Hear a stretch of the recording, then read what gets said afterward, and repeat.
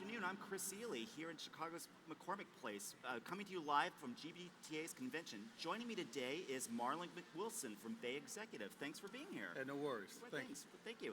So what do you see as the next biggest trend in transportation? So one of the things I see as a trend coming up down the pike is public-private partnerships, partnering with municipalities.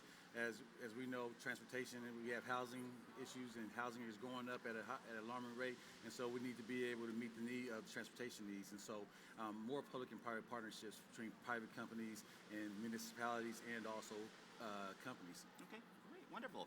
What about the technology? How does that relate to bus and large vehicles? Are there any technological changes you're seeing? Yeah, so nowadays there's actually a trend going toward using AI, artificial intelligence in buses, in big vehicles, and also predictive analytics. And so as we're looking at, being able to get real-time information when our drivers are actually, whether they're tired, whether they look like they're drowsy, whether they're distracted on the road, but be able to get real-time information, so the AI will actually alert us as the owners in the company when drivers have sudden stops, and also we're able to predict during certain times of the day if they're actually tired on the road, it should not be on the road. So predictive analytics and AI.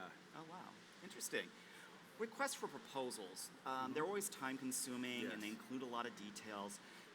Do you have any tips for us on how not only to get them completed, but also on winning the bid?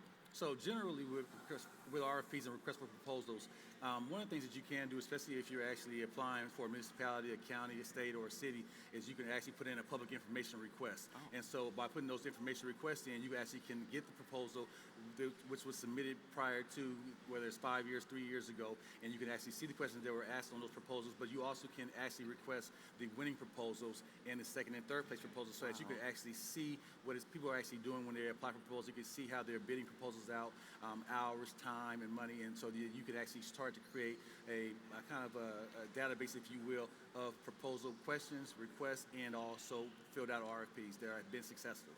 That's really interesting. Super. Well, thank you so much. And thank you again for Marlon for joining me here at the studio today. And I'm Chris Seeley from GBTA's broadcast studio. Thank you for tuning in.